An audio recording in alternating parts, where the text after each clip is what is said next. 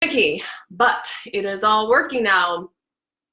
Hello friends, it is Allison from Wonderlast.com. Happy Monday, or happy whatever day it happens to be while you are listening or watching. As always, hope you're having a great day. It is freezing here in Kansas City. It's literally like 4 degrees, and my apartment can't seem to keep up with the heat apparently. I am from the waist down wearing 2 pairs of pants, 2 pairs of socks, a pair of slippers, leg warmers, and a blanket. So I've got a real attractive situation going on down below, but it is so cold. Anyway, I'm doing great. It's just cold and I am ready for some sunshine. Does anyone else feel me on that? Is anyone else ready for spring? I know that I am, and I also know that I'm really excited, as always, to talk about the topic of the day. And today I want to talk about 3 things that you can do that will grow your business this year. That is, if you actually do them. And these are 3 that I myself have done. These are the 3 things that really helped me last year to literally more than triple my revenue. So you can bet your brightly colored buttons that I'm going to be focusing on these 3 things again this year. So I'm really pumped to share those with you today, and they're all totally doable, and we are going to dive right on in.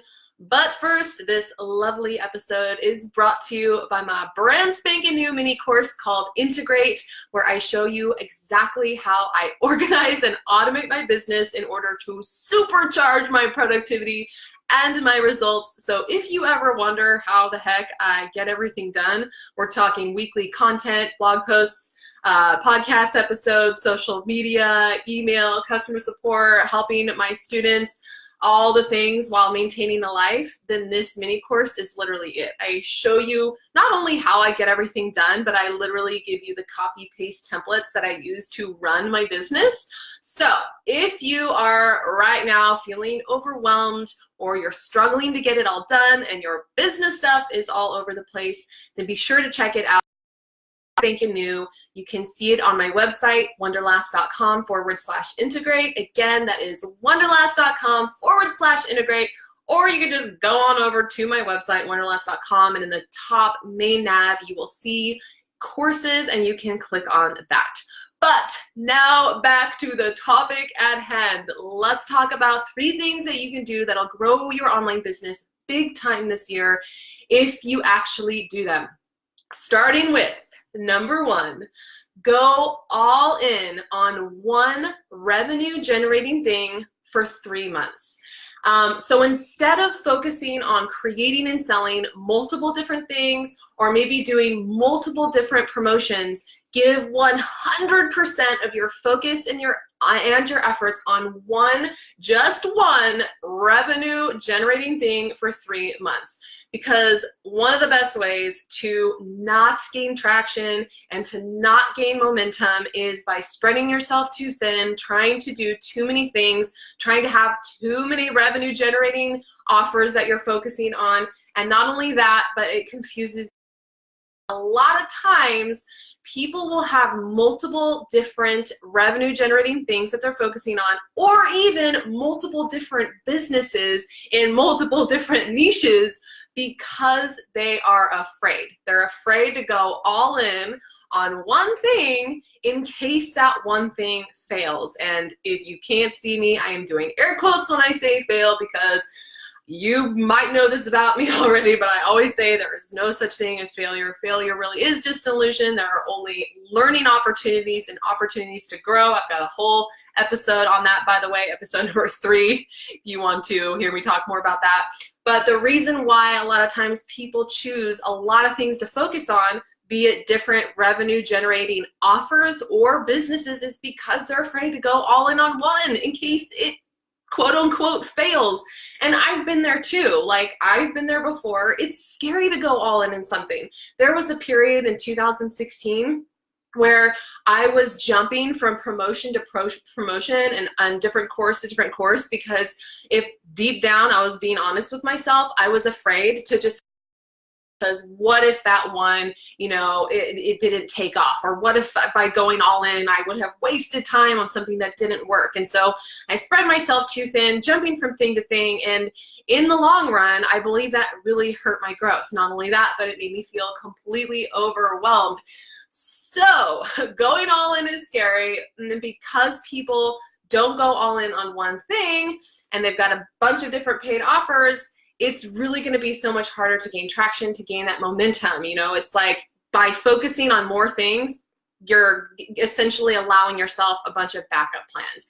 So I'm not saying that you can't have multiple different businesses or to have multiple different paid offers. That's not what I'm saying at all.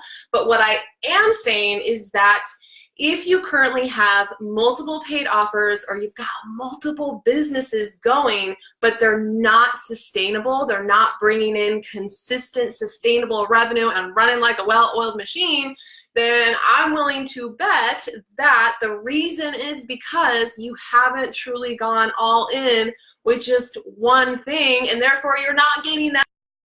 Anytime that a student comes into my program, the Complete Online Business Blueprint, and they tell me that they are starting 2 different businesses at the same time, to me that translates that they're too afraid to go all in with one business because they're afraid of, oh crap, what if that one business fails? But in reality, that's hurting them more than helping them. They're going to be spreading themselves too thin. It's way more work to run 2 businesses. One business is already enough work, and they're not going all in, and that's where the magic happens. So this year, I want to challenge you to go all in on just one revenue-generating thing for 3 months.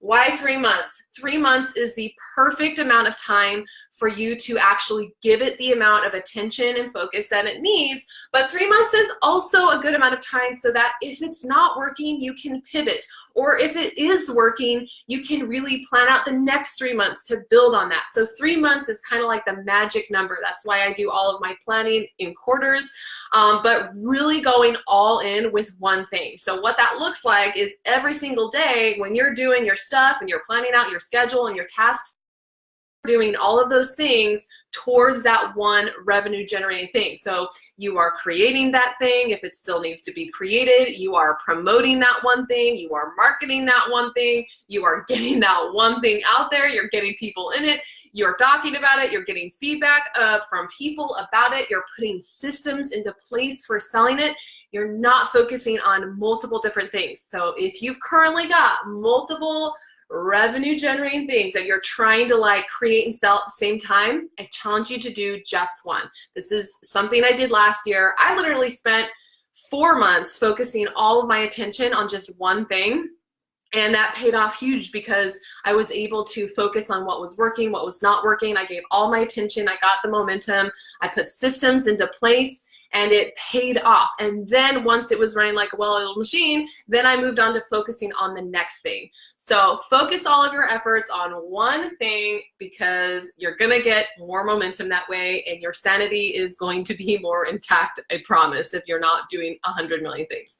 The next thing that you can do to grow your business this year, should you, is to add more personal touches to your business. This is one of the best ways to stand out and also to actually make more sales and get more customers, especially nowadays, because nowadays people are kind of sick of bots and automated responses. It's so digital, and now more than ever, people just want connection, people want to feel heard, people want to feel understood. And so the more you can add personal touches into your business, which at this point is really rare, the more that is going to work in your favor with making more sales and also just having a bigger positive impact on your audience. So for example, let's say you've got a customer and potential customer, you've got a potential customer and they are currently trying to decide between something that you offer and an offer that is almost exactly the same from someone else. So they're basically trying to decide between 2 things that are the same but from 2 different people. But let's say that the other person they're considering buying from reaches out to them, sends them a personal message, and is just like, hey, do you have any questions? Can I help you with anything? They send the potential customer personalized message, which person do you think that customer is going to be more likely to buy from? Not you, because the other person was the one that personalized it, that reached out to the person, that connected with them and tried to make them feel heard and understood. And so adding in those personal touches are not only going to help you, but they're going to help make you stand out from everyone else in your industry who might be selling the same or similar types of things. It goes a long, long, long way. And the more that you can add these personalized touches into your business and the way it runs, the more sales that you're going to make. For example, I'll throw out some examples of personalized touches. Last summer, I wanted to get some people into my program, The Complete Online Business Blueprint. And I didn't feel like doing a big old launch. In fact, I didn't do any big old launches last year. I just wanted something that would feel light and easy and not be hard. And so what I did was I got on Instagram and I did some Instagram stories, 3 specifically. And basically in those stories, I explained years ago with my photography business and trading dollars for hours, and then I went on to explain in the next story, which stories are 15-second clips. If you're not on Instagram, you gotta check them out, they're awesome. But in the next 15-second clip, I explained, and here's where I am today, here's how my business runs on passive income. And then in the third story, I was like, I have a free masterclass to help show you how to do this. Would you be interested in watching it? And I used the poll feature that said yes or no. So people could hit yes or no if they were interested in learning more. And what I did was, from that point on, is after right before the story expired, because they only last 24 hours, I went in and I clicked on the yes to see who exactly said yes, and I messaged each and every person on Instagram using the, private DMs. I went in and messaged every single person that said yes, reached out to them, was like, hey, is there anything I can help you with? Do you have any specific questions? And then I dropped the link to the masterclass. And not only were the majority of those people like, whoa, like you actually reached out and talked to me, but they were excited to check out the masterclass. And I think only 50 people saw that story, but I had 10 people buy. And that is a $1,000 program. So I made $10,000 from like 20 minutes of work. And then it took me maybe 30 minutes to send out those personalized messages. And that was an extremely high conversion rate for something that was so high in price or higher in price. And so that personalized touch went a long, long, long, long way. Another example of personalized touches is during when I was launching and when I was doing open and closed cart, I would add a live chat on the sales page during the final day so that I could literally talk to anyone who was on the sales page that was on the fence. And I don't like saying sales page, by the way. I prefer to say, like, for me, since I offer courses, I like to say course page. Anyway, side note. But I would reach out to the people on the sales page. People could like click the chat, ask me questions, and I was able to get 5 people who were on the fence about enrolling to come on over and enroll because I was giving them personalized attention, because I was answering their questions, I was addressing their fears, I was giving them encouragement. Probably wouldn't have bought or enrolled if I had not been there to give them that personalized help. If someone has an unanswered question about your thing, then they're likely gonna either A, not buy, or they're gonna buy but end up with buyer's remorse because they're gonna be like, I don't know if I just did the right thing. So that's just another example of personalized touches. So let's talk about ways that you can add personalized touches to your business. We're still on number 2. So live chats, like I just said, on your sales pages. I used Zendesk. They're awesome. Also, getting people into the DMs on social media, like I talked about with my Instagram one. So Facebook messages, getting people into your Instagram DMs. And don't do this in a way that's like just sending people unsolicited messages. That's not what I'm saying, because I've had people do that. And I'm just like, whoa, like, who are you and why are you messaging me? It's really important, side note, to make sure that you're messaging people that have actually expressed interest. So like in the example that I shared, when I asked if people were interested, and then I only messaged the people who said, hey, yes, I'm interested. So you can do this by like getting people engaged, asking them questions, interested in, seeing if they need help with something, and then if they raise their hand, then you send them a message, or just encouraging people to reach out to you via DMs, letting them know that you're really happy to like respond to questions or just to help them. So DMs are huge, huge, huge, huge. So, so, so valuable. I'm definitely spending even more time in the DMs this year. Also, setting aside time each quarter to actually talk to your potential customers, to your ideal customer, but setting aside time every single quarter to literally sit down and chat with a couple people, whether that's on the phone, whether that is on Skype, whether that is on Facebook Messenger, but literally communicating person to person, getting to know them, getting to know their feedback, getting to know what their current struggles or concerns are, what they want.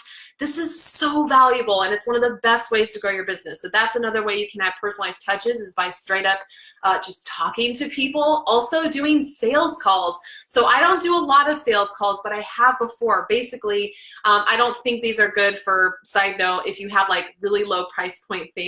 You don't want to be jumping onto a bunch of but if you offer something that's a little more high ticket or high price, like a program or maybe coaching group, the one-on-one coaching, I almost said single coaching, that's not what I meant.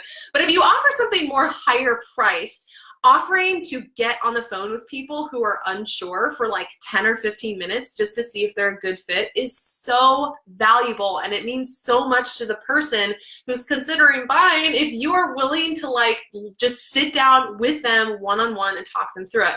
I've done it before during launches where I was launching my program, the $1,000 one I was talking about earlier, and I had some people who were unsure. They reached out via email, and I was like, let's just get on the phone and let's talk about it. And we did. And one person, we discovered it wasn't the right fit.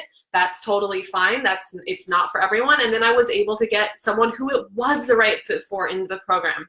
So that's really valuable. And then 2 more ways you can personalize your business is by having people reply to your emails. So when you send emails to your list, just ask a question and get people to engage and say, hey, let me know what you think about blank, hit reply to this email, and actually telling people, because a lot of times people are like, oh, I didn't realize I could apply. I just thought it was automated. So actually encourage people to reply. And then when they do reply, try your best to respond to them and acknowledge that they replied. And then one final way you can add another personalized touch to your business this year is by sending some type of gift to new customers. And this will vary depending on what type of business you have. So for example, when I was still doing my photography business and I booked a new couple to shoot their wedding, as soon as I booked them and I had their deposit, I would send them a welcome gift. So I would send them a tangible card, and I had like a little gift bag mostly geared towards the bride, and it would have like perfume in it, and I would send it to her and to them, and it made such a big difference. It got the relationship out on the right start. It wowed them from the beginning. It was helping to reinforce that, yes, I made the right decision. But that is not feasible if you're getting like a ton of new customers online. However, there are services online where you can essentially hook it up to whatever it is that you use to get people's payments through, and you can have automated tangible cards sent. If someone enrolls in your course, for example, an automated but real card would go out to them, and you can send gifts this way. I'm blinking out on the service and what it's called, so I'm going to have to look it up when I'm done with this and link it below in the show notes later once this goes up on my site. But I'll link it below. But touches like that, personalized touches, go a long, long, long way, and they're going to be the thing that turns someone who's maybe lukewarm into a quote-unquote raving fan of your business. So personalized touches. Okay, I had a lot to say on that one. Sorry, that one was kind of saggy, but I think it's really valuable to do in your business. The third thing that you can do this year to grow your business is go with your gut. Now, I realize this might sound a little corny. Maybe you rolled your eyes a little bit. I don't know. But I truly believe that your intuition is never going to lead you in the wrong direction. It is there to help you navigate through choices, and it's always, I believe, going to guide you towards the right choice or the best possible path that you should take. It's going to help you get the results you want faster. It's going to lead you down the most joyful path. And this is another reason why I've added in daily meditation into my day. And what I was really focusing on last year is because my mind was always so consumed with overthinking and anxiety and fear that I never really tuned into my intuition. My mind was always clogged with like the what ifs. And so now I literally sit down and I've trained myself to be still and present, because when I do that, when I calm my mind down and I stop it from chattering, I can hear that teeny tiny little voice that is deep down inside. It's very quiet, but I can actually hear my intuition when I do that, and I can almost always, with confidence, make whatever decision it is that I'm in the middle of making in my business. So when I say intuition, you probably know what I'm talking about. We all have it. It's that tiny little voice. It's that little gut feeling. Sometimes you feel it in your chest or your heart. It is that small, tiny voice that once you calm down your mind is like whispering, just, and a lot of times it gets ignored because we're too busy doing the mind chatter, monkey mind stuff. But think back to a time where you knew something in your gut. Maybe you were trying to decide between something and you knew in your gut the right choice to go with, but when you saw it, it didn't look right, but it felt right. And so you went with the other choice. And then later on you were like, oh, I knew it was the other thing. I felt it in my gut. How many times have you said that? I know that I have. When I have intentionally ignored my intuition, and then it bit me in the butt later. And I was like, oh, I knew it. I felt it. And I ignored it. That's what I'm talking about. We all have it. It's just that sometimes a lot of us can't hear it because we're too busy with the mind chatter. So what I am meaning now for this to apply to your business is anytime that you're trying to make a decision in your business, and this can be a big decision, this could be a little decision, maybe it's just what to have for lunch, take a minute or two to just sit down and shut your mind off, get past the emotions like fear and whatever you're currently feeling, and just listen to that little still voice, because there's a difference. Your intuition is not that like emotional, it's not that mind chatter. It's not you feeling anxious. It's what's underneath that. So take a moment to get present and go with what's underneath that. If that is literally how I'm running my business this year. I don't know if you heard, the podcast episode that I was on last month, I was on my mentor James Wedmore's podcast, the Mind Your Business podcast, and we were talking about my year last year and how much growth there was. And I literally told him on that podcast episode, one of the main ways that I'm going to run my business this year is by going with my intuition more. Truly, it's not going to lead you astray. And so I've built my whole day now around helping to promote that mind space so that I can hear my intuition. So that's a big Ricky. That's a big thing that you could do in your business. And one quote that I just want to drop because I actually put it in my bullet journal for this month is, if it looks right, but it feels wrong, that's fear. If it looks wrong, but it's right, that's intuition. A lot of times it's like counterintuitive, like something might not, like, oh, that can't be right. It doesn't look right, but it feels right. Then that's the right thing to do. So get present. When you're making decisions, try it on small things. Start small and then tune into it for the bigger things. And it's going to make such a big difference. If you're wondering, like maybe going back to number one of like what to focus on, like what is the one revenue generating thing you should focus on? Listen to your intuition. I guarantee you're going to get a teeny tiny inkling of which one you should focus on. So let's do a quickie recap of how you can grow your business this year by doing 3 things if you actually do them. Number 1 is to go all in with just one revenue generating thing for 3 months. Number 2 is to add more personalized touches to your business. The more the better, in my opinion. And number 3, go with your gut. Start getting into the habit of anytime you're making a decision, sitting down, getting quiet, trying to dig beneath your mind chatter and the emotions and listening to your gut and going with it.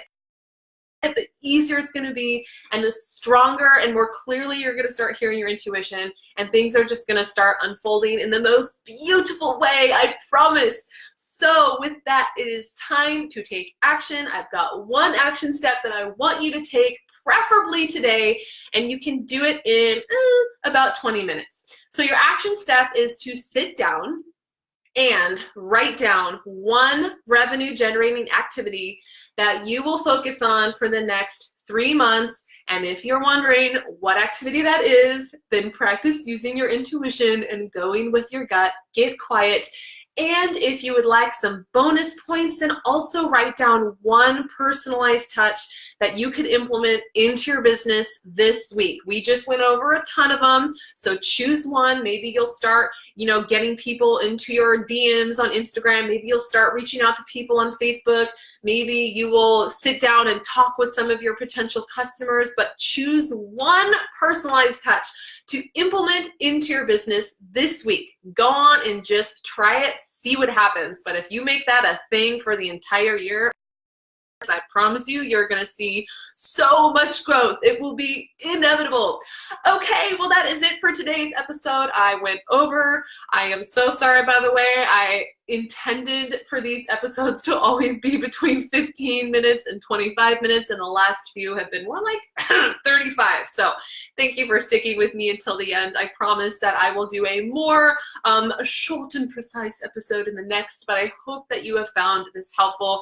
I would love to hear what you're going to be choosing from the list of ways to personalize. Any thoughts that you might have, tag me on Facebook, tag me on Instagram @Wonderlast. I would absolutely love to hear from you. As always, I genuinely do. I read every message and I try my best to respond to all the messages. So let me know what one thing you're going to focus on this year. And that is it. Hopefully I didn't blow up my microphone from the excitement.